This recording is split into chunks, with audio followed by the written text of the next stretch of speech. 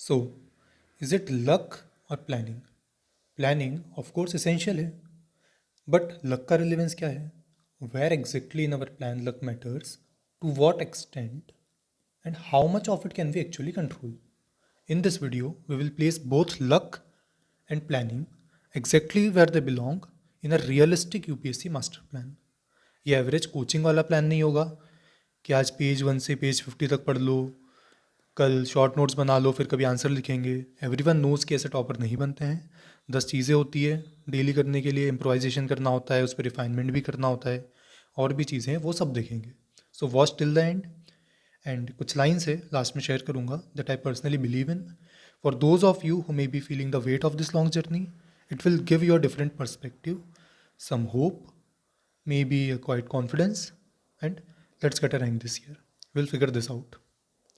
But before we begin, since this is my first video, I'll take a brief moment to introduce myself and outline the agenda for this channel.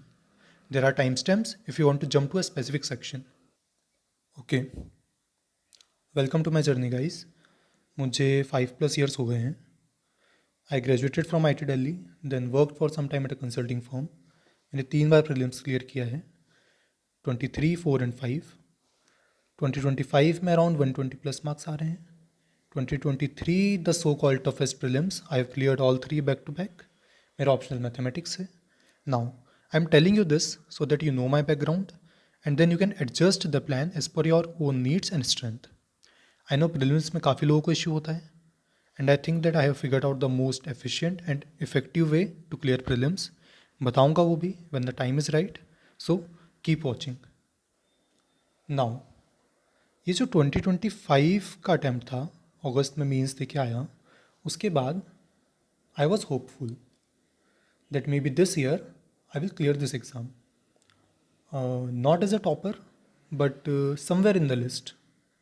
फिर जब result आया and नहीं हुआ, this is something that explains and sums up my thought process at that time.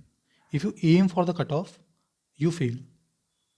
So this year I have decided every answer I write, every note I read, whatever I will do will only have one aim, that is to get AIR 1. But you know, this is not the core underlying issue. The core underlying issue is this lack of execution. At least मेरी journey में ये रहा है, किसी और का कुछ और हो सकता है, but what I have felt is lack of execution has been the biggest bottleneck of my journey. तो अब सॉल्यूशन क्या है इसका? सिंपल 2 चीज़ें हैं. सेल्फ कंट्रोल करना पड़ेगा जितना भी हो पाए. Second, what I came up with is the external accountability. That's why today I am creating this channel, not as a rank holder, not as a teacher, but just an aspirant who is tired of just preparing. This year, I am documenting my way to AIR 1. The idea is simple. When I tell you the targets, I have to finish it. थोड़ा motivation रहेगा कि अब बोला है तो करना पड़ेगा. कोई पोस्टपोनमेंट या चिल करना नहीं होगा. There will only be one motto, that is either execute or exit. But this is not the only reason why I'm starting this channel. The second reason is this: the perspective that toppers often forget and beginners often lack. Basically, the strategy behind the topper talks, the actual nitty-gritties of the preparation, not the generalized answer and topper talks we usually get. हमने देखा है thousands of topper talks हैं, but फिर भी majority aspirant confuse ही रहता है. क्या करना है, कैसे करना है, कैसे इम्प्रूव करें, लास्ट ईयर नंबर नहीं आए, नेक्स्ट ईयर कैसे आएंगे. एक और इश्यू जो मुझे पर्सनली फील होता है कि टॉपर्स लाउडली नहीं बोलते हैं. यूजुअली हर चीज़ को एंड करेंगे कि don't follow this blindly, do what you like best for your self. भाई अगर कोई चीज़ सच में बहुत अच्छी है तो इतना स्ट्रांगली एंड कॉन्फिडेंटली बोलना चाहिए ना, ताकि दूसरे बंदे को ट्रस्ट हो पाए. एक एस्पिरेंट को अगर नहीं पता है कि क्या बेटर चीज़ है, वो इसीलिए आया है ना कि कोई बता देगा उसको क्या बेस्ट है एंड क्यों है, प्रॉपर रीज़न उसका. खुद से किसी पॉइंट के बाद इंप्रूवमेंट नहीं हो रहा है, इसीलिए तो कोई टॉपर टॉक देख रहा है. उसके बाद भी अगर उसको कन्फ्यूजन ही मिल रहा है, then what is the point of the topper talk. एक सिंपल सा एग्जांपल देता हूँ. प्रीलिम्स में पॉलिटी सेक्शन एवरीवन सेज कि लक्ष्मीकांत पढ़नी है, but I can very confidently say Laxmikanth के प्रीलिम्स में कोई ज़रूरत नहीं है। मे बी 2-4 चैप्टर का डेटा या कुछ मेन स्पेसिफिक पॉइंट देखेंगे, but particularly for prelims reading from Laxmikanth is the most inefficient way to prepare. फिर पढ़ना क्या है? अतीश माथुर सर का कोर्स होता है मैग्ना कार्टा, उसके लास्ट ईयर की वीडियोस ऑलरेडी यूट्यूब में फ्री में मिल जाएगी। काफ़ी छोटा सा कोर्स होता है, अराउंड 20 आवर्स के लेक्चर्स, 20-30 आवर्स के लेक्चर्स होंगे, बट उसको देख के ईजीली 80-90% क्वेश्चन सॉल्व कर सकते हैं। मैं भी हर बार करता हूँ बिना लक्ष्मीकांत पढ़े, एंड मैं सबको सजेस्ट भी यही करूँगा because it is the most effective and efficient way. So this is my second reason for making this channel, ताकि मैं अपनी एकदम raw and unfiltered learning as it is share कर पाऊँ। आई नो पर्सनली प्रेजेंटली मेरी learnings में एक topper वाली क्रेडिबिलिटी नहीं है, but what I feel is credibility is built upon my words as well as your ability to distinguish right advice from wrong. इसके साथ ही there is one more reason.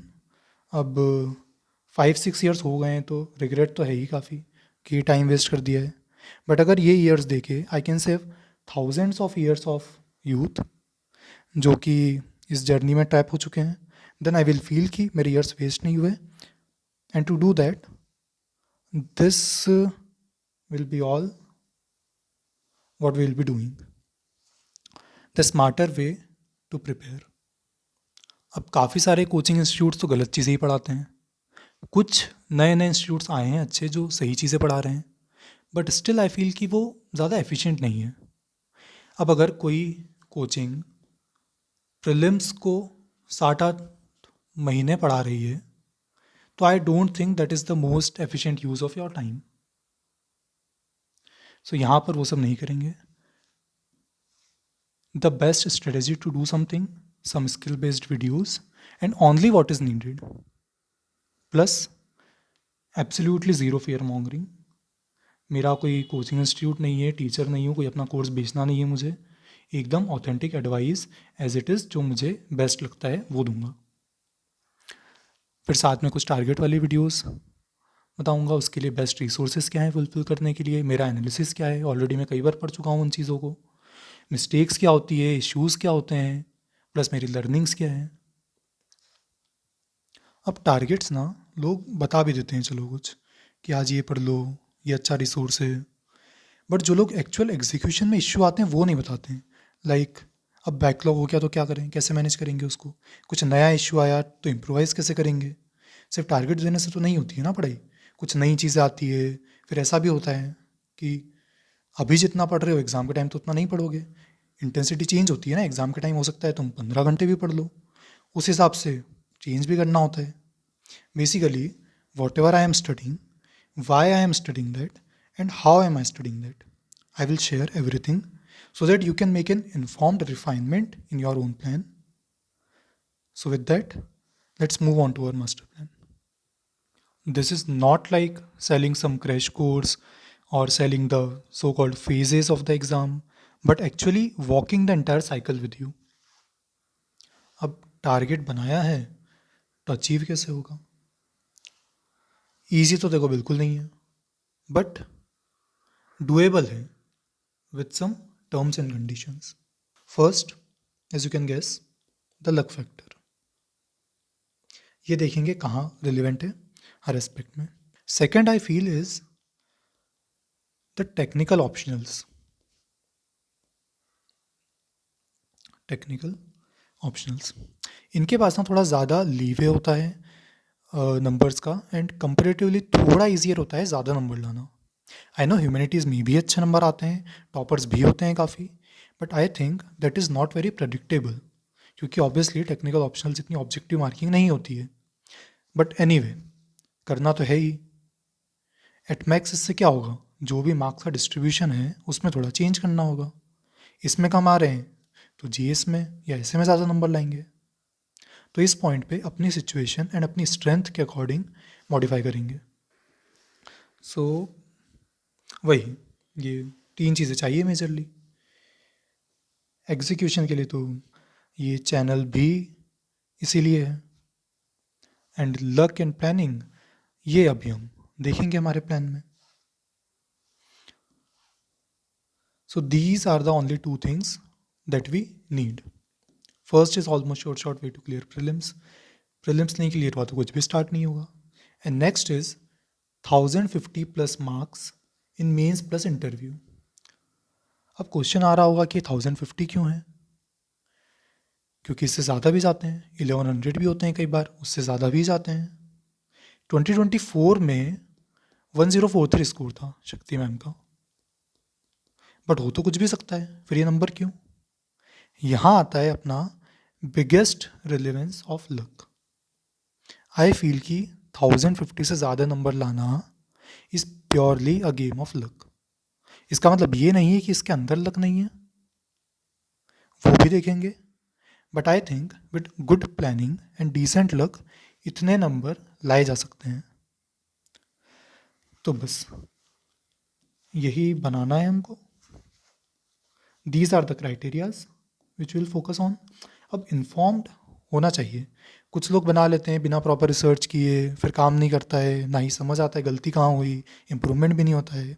I fortunately have multiple friends who are rank holders, उनसे बात की है काफ़ी, और toppers को भी एनालाइज किया है। And I can say that I have very good understanding कि डिफरेंट एस्पेक्ट्स एग्जाम के कैसे काम करते हैं एंड कैसे नंबर लाने हैं।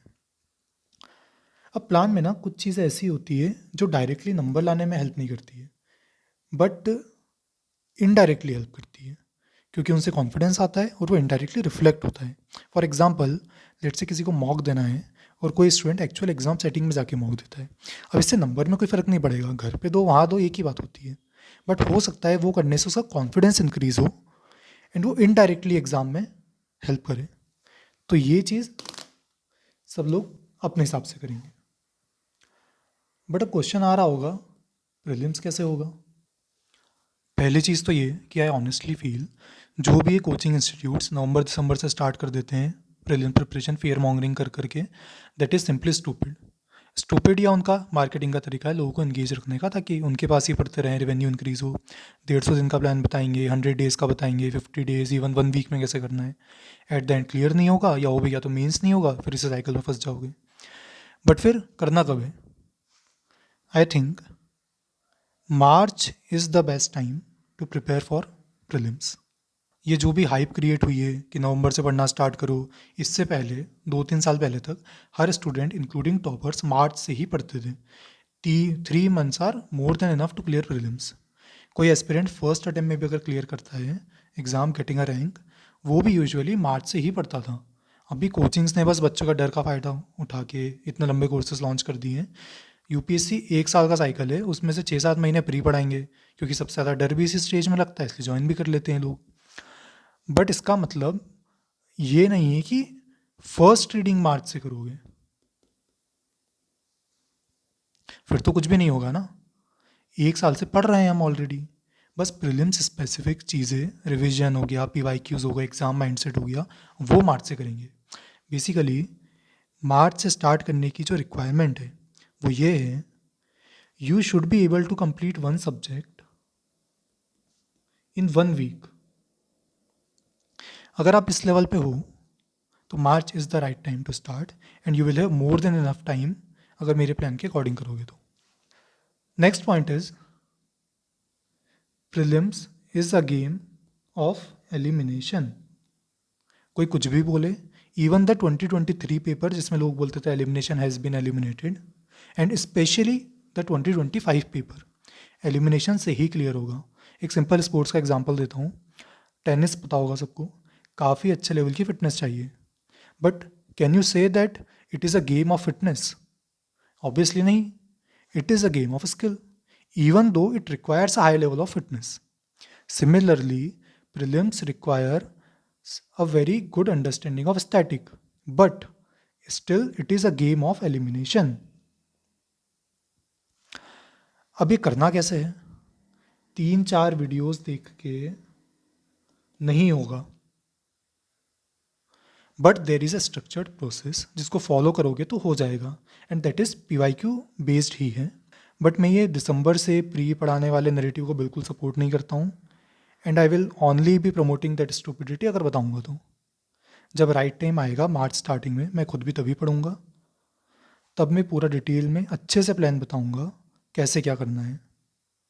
टाइम टेस्टेड स्ट्रेटेजी है, 3 बार क्लियर किया है मैंने, 23, 24, 25, वो भी including the toughest prelims, and 25 भी लोग टफेस्ट ही बोलते हैं। तो सब्सक्राइब कर लेना, नहीं तो बाद में शायद चैनल नहीं मिलेगा या वही कोचिंग्स के प्लान में फंस के रह जाओगे। ज़्यादा व्यूज़ के लिए मैं भी कर सकता हूँ कि प्रीलिम्स पे वीडियो बनाऊँ, बट ये चैनल उसके लिए नहीं है। मैं यहाँ पे वही एकदम ऑथेंटिक एडवाइस जो हमें टॉप रैंक की तरफ ले जाए, सिर्फ वही मिलेगी। तो प्रीलिम्स हो जाएगा, ज़्यादा डरने की ज़रूरत नहीं है। अब अपने मेन प्लान की तरफ चलते हैं। बेसिकली मेंस में नंबर चाहिए, ये ब्रॉड डिस्ट्रीब्यूशन है मार्क्स का। जो भी आप लोगों की प्रेजेंट सिचुएशन है एंड स्ट्रेंथ्स है, उसके अकॉर्डिंग इसमें चेंज करेंगे। अब इंटरव्यू में 190 से 200 नंबर लाना with good preparation is possible, and anyway 150 number ला के तो टॉप रैंक टारगेट कर नहीं सकते हैं। तो मेंस में बचते हैं 850 प्लस। नाउ टेक्निकल ऑप्शन में 350 प्लस लाना कंपेरेटिवली ईजी है। अगर किसी को ऑप्शनल में ये डिफ़िकल्ट है तो फिर जीएस में बढ़ाने पड़ेंगे या ऐसे में बढ़ाना पड़ेगा। तो अब 300 550 कर लो या फिर 270 580 कर लो। 270 से कम तो ऑप्शनल में लाना is not a good score. अब इसको फर्दर डिवाइड किया है 100 प्लस 450 में। अभी 100 क्यों है, यहाँ मैं ऑप्टिमिस्टिक होकर ज़्यादा क्यों नहीं बोल रहा हूँ कि 120 130 नंबर चाहिए, इसलिए क्योंकि 2024 के मार्क्स देखने के बाद मुझे ये लगा है कि थोड़ी रैंडमनेस है मार्किंग में, बट डिसेंटली स्ट्रक्चर करके एंड गुड कंटेंट लिख के 100 प्लस लाए जा सकते हैं। मेरे भी इतने ही थे, एंड आई थिंक AIR 1 के भी इतने ही थे उस ईयर। एंड फिर ये प्लस वाला फैक्टर काम करेगा, अगर लक रहा तो ये 100 120 हो जाएगा। नाउ 450 के लिए this is a good breakdown, क्योंकि 2 एंड 4 में नंबर आ जाते हैं, एंड 1 एंड 3 में लाना 100 प्लस आना रिलेटिवली मुश्किल है काफ़ी, तो इसलिए 2 एंड 4 में लाना भी पड़ेगा 125 प्लस। अब लक यहाँ पर कहाँ है? पहले तो ये कि 1050 से ज़्यादा चाहिए तो लक की ज़रूरत है।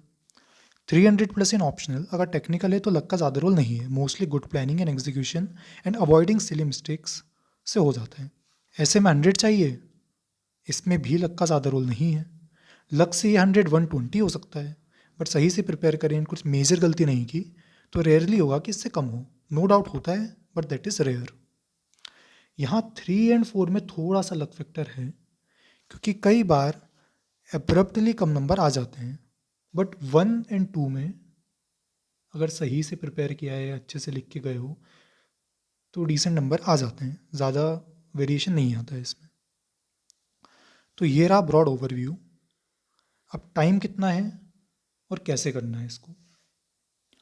सो हमारे पास 2 + 3 मंथ्स हैं, क्योंकि मार्च से प्रीलिम्स स्टार्ट करेंगे। अभी देखेंगे कि उस टाइम पे भी कुछ मेंस कर सकते हैं क्या, एंड देन प्री के बाद का टाइम। लोग मिस ये कर देते हैं कंपाउंडिंग फैक्टर। लोग इस तरह से प्रिपेयर नहीं करते हैं कि वो बिल्डअप होता रहे। ये मैंने स्पोर्ट्स से सीखी ये चीज़। लेट्स से हम डिफरेंट एक्सरसाइजेज एंड ड्रिल्स करते हैं, starting from basics, building up the foundation, फिर उस पर एडवांस ड्रिल सीखते हैं, and all of that कल्मिनेट्स into the final performance. हम प्रिपरेशन भी इसी तरह से करेंगे कि हम जो भी कर रहे हैं next day, next week, next month उस पर बिल्डअप कर पाएँ, एंड बेसिकली ब्रिज करना है प्रेजेंट कैपेबिलिटी को एक टॉपर लेवल तक।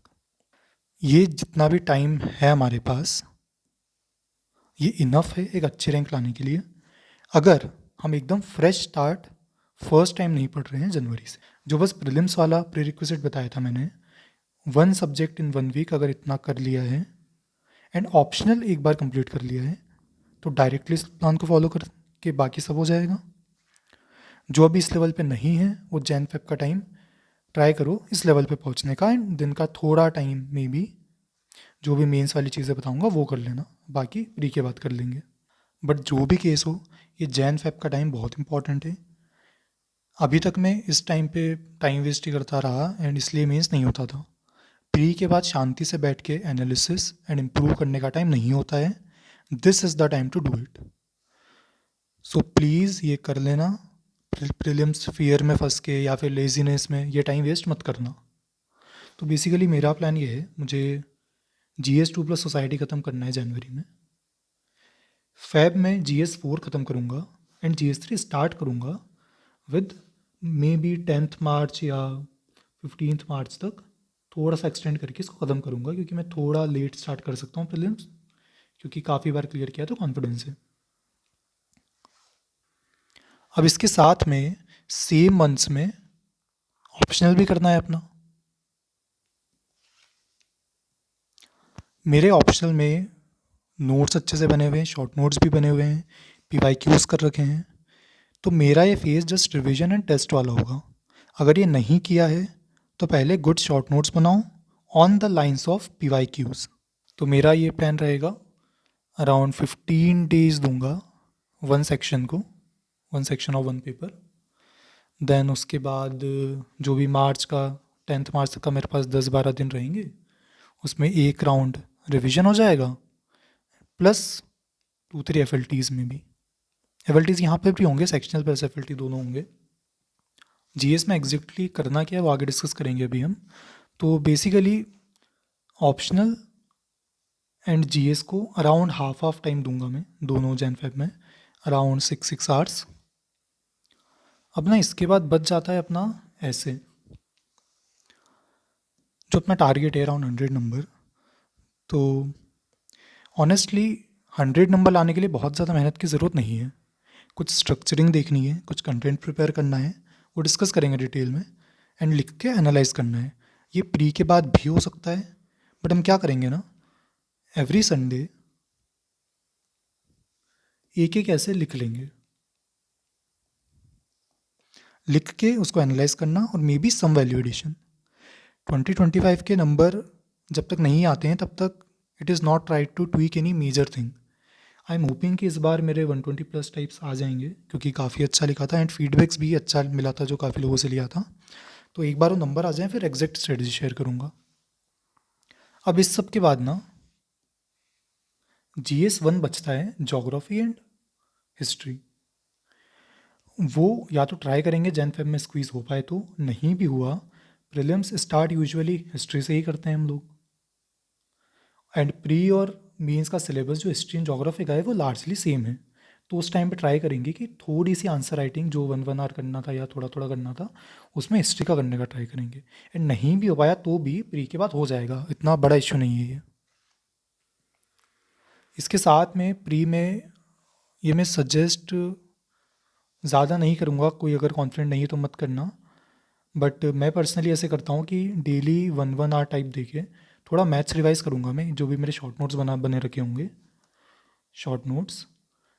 एंड साथ में दो तीन आंसर राइटिंग GS की, 2-3 क्वेश्चंस की, ये साथ में करूँगा. ज़्यादा टाइम नहीं लगता है, अराउंड 1-1.5 आवर लगेगा. एंड एनीवे दिन भर तो पढ़ते नहीं है प्रीलिम्स. तो कंक्लूजन ये है कि जो भी ये जैन फेब का टाइम है अपना, इसको ऐसे ही पढ़ना है कि मेंस देना है हमें मार्च में. तो it is sort of rehearsal of mains time. हम काफ़ी डिसेंट लेवल पे पहुंच जाएंगे, maybe to get our name in the list. Pre के बाद बस इसको ब्रिज करना होगा इन द लिस्ट को टॉपर लेवल तक. तो अब चलते हैं GS में नंबर कैसे लाने हैं हमको. अब देखो, ऐसे अपना सॉर्ट हो गया है. ऑप्शनल सबका डिफरेंट है, वो अपने हिसाब से करेंगे. मैथ्स का जो भी होगा वो मैं कल एक वीडियो में शेयर कर दूंगा अगर ज़रूरत लगी तो. अब बचता है GS में 450 प्लस कैसे लाना है. ये जो चीज़ें हैं ये हमको जैन फेब में करनी है. रिवाइज करना है, लिखना है. अब ये लोग मिस कर देते हैं कि उसको एनालाइज भी करना है. कोई टेस्ट सीरीज़ ले रखी है आपने जो एवेल्यूएट करके दे रहा है, इससे फ़ायदा नहीं होगा, because the evaluator doesn't know you and your strengths और वीकनेसेस. एकदम क्लियरली मैं बोल रहा हूँ, mains test series are useless except the model answers. Model answer से कंटेंट डेवलप करेंगे, बट इवेल्यूएशन नहीं कराना है.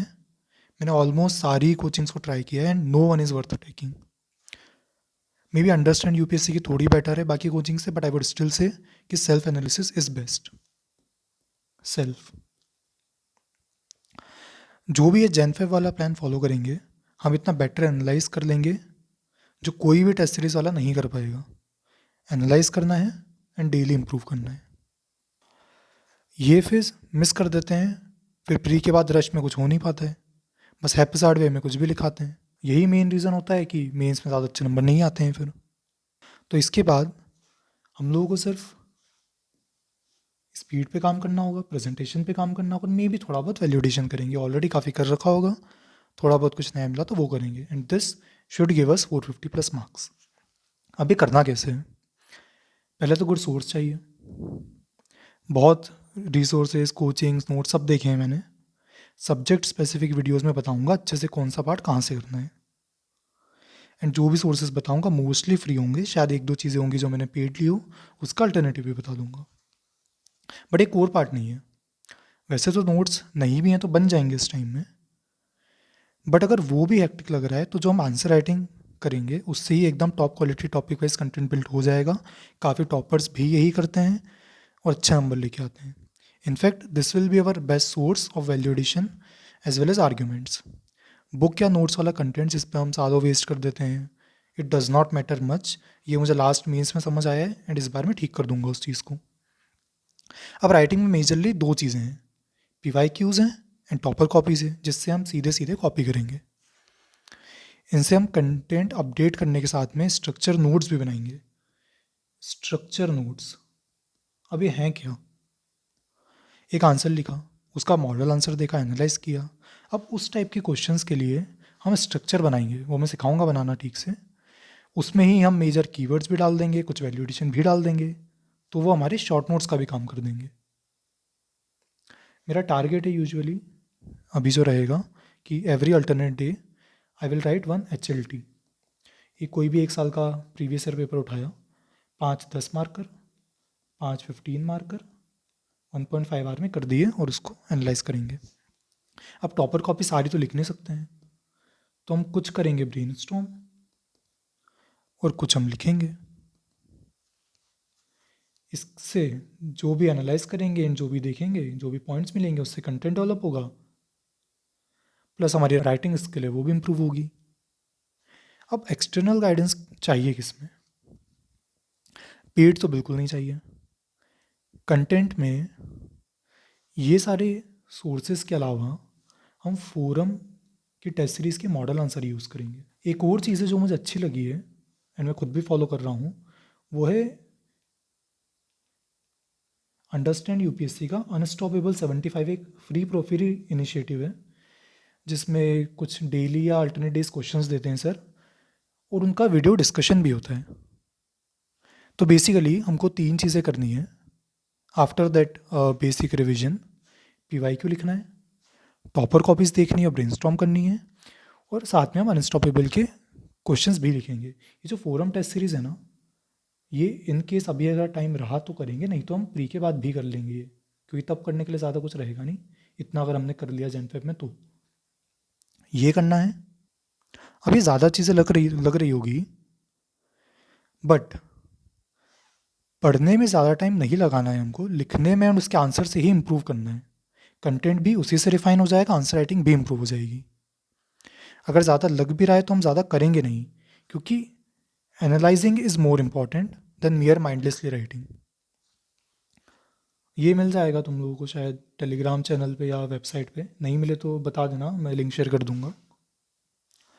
अभी मैंने मेजर ब्रॉड चीज़ें बताई है कि मेजरली क्या क्या करना है, एग्जैक्टली हर जीएस में क्या करना है उसकी काफ़ी निटिग्रिटीज़ होती है। एक पर्टिकुलर जीएस में हर चीज़ की अलग अलग चीज़ें होती है, वो हम सब्जेक्ट स्पेसिफिक जो वीडियोज़ होगी नेक्स्ट उसमें देखेंगे। अभी बताऊंगा तो ऑब्वियसली 4 5 4 5 घंटे लग जाएंगे। सो नेक्स्ट वीडियोज़ में ये सब चीज़ें होंगी। तो वही सब्जेक्ट स्पेसिफिक स्ट्रेटजीज बताऊंगा मैं। सेकंड स्किल बेस्ड वीडियोज़ बताऊंगा, लाइक अगर स्पीड नहीं आ रही है, पेपर कंप्लीट नहीं हो रहा है तो कैसे करना है, क्योंकि मुझे ना स्पीड में बहुत इश्यू था। सिर्फ 2025 के अटैम्प्ट में ऐसा हुआ है कि फर्स्ट टाइम मैं पेपर कंप्लीट कर पाया हूँ, वो भी एक्सेप्ट GS4, एंड वो सब एग्ज़ाम के बस 5 डेज़ पहले कुछ ट्वीक किया था मैंने, वो बताऊंगा मैं अच्छे से डिटेल में वीडियो में। उसकी वजह से पूरा पेपर कंप्लीट हो गया। फिर जैसे अपना एलिमिनेशन की वीडियोस हो गई, कैसे करना है, कैसे सीखना है, खुद से कैसे करना है, इस टाइप की वीडियोस। एंड उसके बाद नॉर्मल जो टारगेट्स एंड अकाउंटेबिलिटी की वीडियोस है वो सब डालूंगा कि मेरा टारगेट क्या था, कितना किया, आगे कैसे करना है, प्लस जो भी एग्ज़ाम माइंडसेट है उस पर्टिकुलर फेज़ के अकॉर्डिंग। तो यहाँ हमारा प्लान मोस्टली कंप्लीट होता है। Now a small request to all of you, don't just watch me advance. I want you all to incorporate these learnings and refine your own plan. I know कुछ लोगों को may be directionless feel हो रहा होगा, may be hopeless, या समझ नहीं आ रहा होगा आगे क्या करना है। But please understand that when a person is down, the future is looking uncertain, or maybe you don't know how to face the world, there is only one person who can save you, who can understand you, and who can help you at that time. And that person is you, और कोई नहीं है। Because no one knows you better than yourself, no one can understand what is going on with you. So, whether you get that understanding or empathy from others or not, it does not matter. The only thing that matters is you don't lose the one person that can always trust you, because that person knows you, your strength, your weaknesses, and above all, your courage of not giving up. Find that person, maybe hidden beneath your failures, among the clutter of your notes, among your cramped room. Find him and be friends with that person. And hopefully, let's get a rank together this year. Tell me in the comments your starting line, your issues, and above all, your conviction to improve. Thank you. I will see you in the next video.